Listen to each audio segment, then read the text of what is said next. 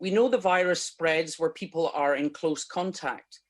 This isn't just pubs and nightclubs, but includes those in overcrowded housing or those who are working in exposed jobs where working from home isn't an option.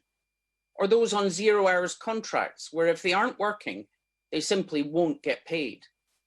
Does the Secretary of State not think it's a bit inappropriate for politicians with well-paid and secure jobs to suggest that rising COVID cases in certain areas are just due to some form of misbehaviour requiring tougher penalties? People want to do the right thing, whether due to restrictions or because they are infected themselves, but sometimes they feel they've no option but to continue going out of the house.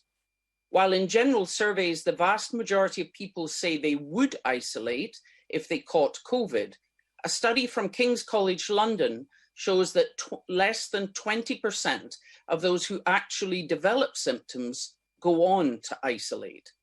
This was associated with financial hardship, social deprivation, having dependent children, and working in key jobs which can't be carried out from home.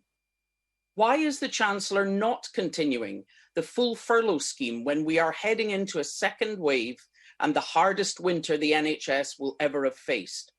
There are still millions of people who've not received any support since March. Does the Secretary of State not recognise that for those on low wages and in insecure work, the choice between staying at home or feeding their family just doesn't feel like a choice at all? Mr. Speaker, I agree with the Honourable Lady that the majority of people try to follow the advice and the vast majority of people want to do the right thing. And we introduced the £500 payment for those on low incomes precisely to support people to do that.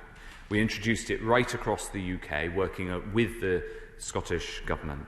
And there are signs that the uptake of that has allowed people to complete isolation when they need to.